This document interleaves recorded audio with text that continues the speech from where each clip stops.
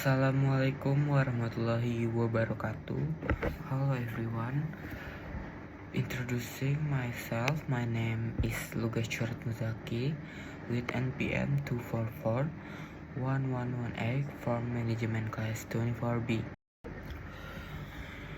Oke, saya akan menjelaskan pengertian dari MSDM atau sumber daya manusia atau Human Resource Management atau HRR adalah ilmu dan seni yang mengatur hubungan dan peranan tenaga kerja atau sumber daya manusia agar bekerja secara efektif dan efisien sehingga dapat membantu terwujudnya tujuan perusahaan, karyawan, dan masyarakat.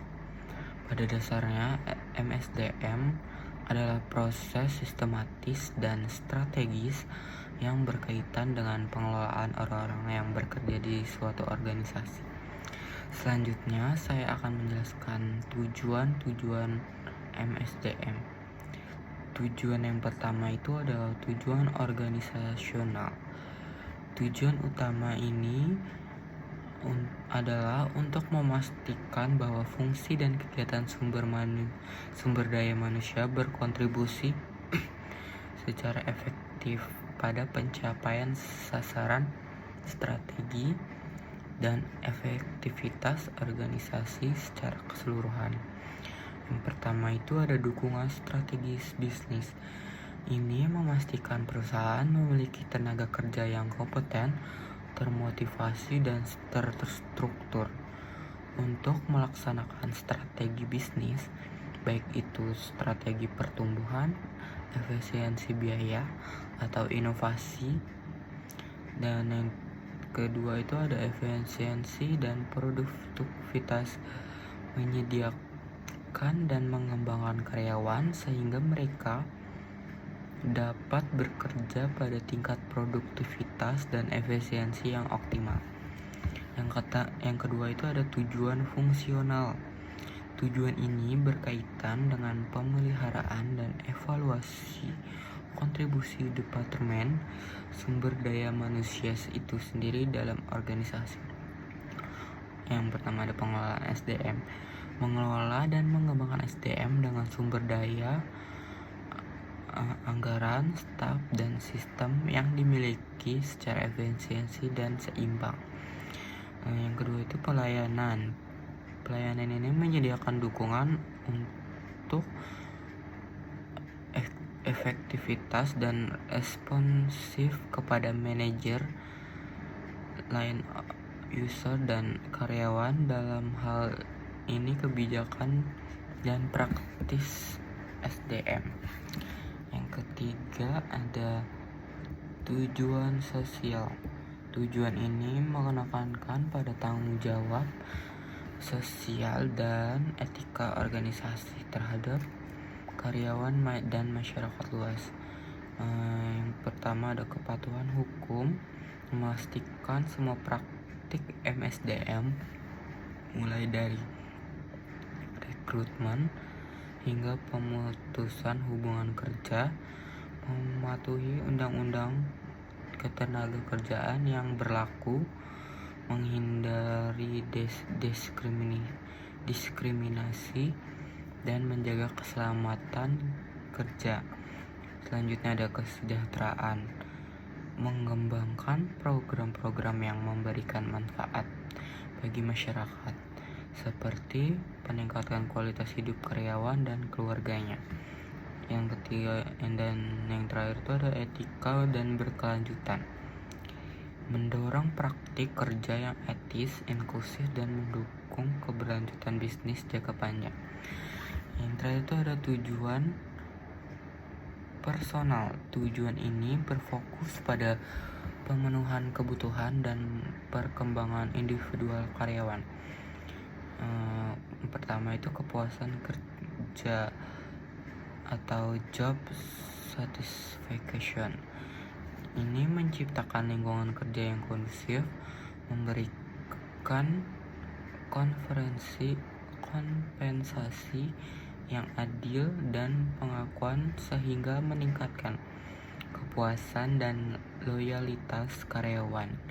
Yang kedua ada pengembangan karir, memberikan keselamatan bagi karyawan untuk mengembangkan keterampilan dan mencapai tujuan karir pribadi mereka, misalnya melalui pelatihan dan promosi. Yang terakhir ada retensi. Ini mempertahankan karyawan yang berharga atau bertalenta dengan memberikan insentif dan lingkungan yang memotivasi. Oke, selanjutnya saya akan menjelaskan tentang fungsi-fungsi MSDM atau HRM. Fungsinya terbagi menjadi dua, yaitu fungsi manajerial dan fungsi operasional. Oke, saya akan menjelaskan fungsi manajerial dulu. Fungsi ini adalah penerapan dasar-dasar manajemen pada seluruh kegiatan operasional MSDM. Yang pertama ada perencanaan atau planning. Ini menetapkan sasaran dan merumuskan kebijakan serta program MSDM. Misalnya perencanaan rekrutmen tahunan atau perencanaan karir. Yang kedua ada pengorganisasian atau organizing. Perencanaan struktur organisasi departemen HR, menentukan tugas dan wewenang serta mendelegasikan tanggung jawab. Yang ketiga ada pengarahan atau directing, memberikan motivasi, kepemimpinan dan bimbingan kepada karyawan untuk memastikan mereka bekerja secara efektif. Dan yang terakhir itu ada pengendalian atau controlling. Controlling ini mengukur dan membandingkan hasil yang dicapai dengan standar kinerja SDM yang telah ditetapkan. Misalnya mengukur tingkat turnover karyawan dan efektivitas pelatihan. Selanjutnya saya akan menjelaskan fungsi operasional. Fungsi ini ada 7. Yang pertama ada fungsi perencanaan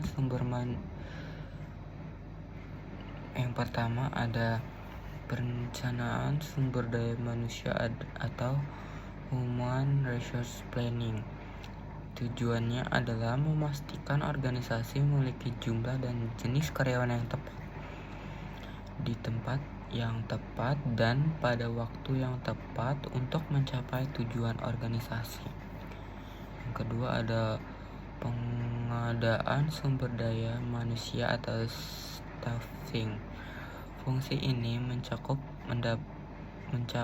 mendapatkan dan menempatkan karyawan. Yang ketiga ada pengembangan sumber daya manusia atau human resource development, fokus pada peningkatan dan kemampuan potensi karyawan. Yang keempat ada manajemen kinerja atau performance management. Sistem ini untuk memastikan kinerja karyawan selaras dengan tujuan organisasi atau perusahaan. Yang kelima ada kompensasi dan kesejahteraan. Fungsi ini mengatur pada imbalan dan manfaat yang diterima karyawan. Yang keenam ada pemeliharaan dan hubungan industrial. Ini menjaga kondisi kerja karyawan dan hubungan yang harmonis. Dan yang terakhir itu ada pemberhentian atau separation. Ini mengolah perpisahan karyawan dengan organisasi. Semua fungsi operasional ini harus bekerja secara terintegrasi dan selaras untuk mendukung tujuan strategis perusahaan. Oke, kesimpulannya HRM merupakan fungsi strategis dan fundamental suatu organisasi yang berfokus pada sumber daya manusia, aset terpenting dan paling berharga untuk mencapai tujuan bisnis efisiensi dan efektif. Tujuannya adalah untuk menarik, mengembangkan, dan mempertahankan talenta terbaik.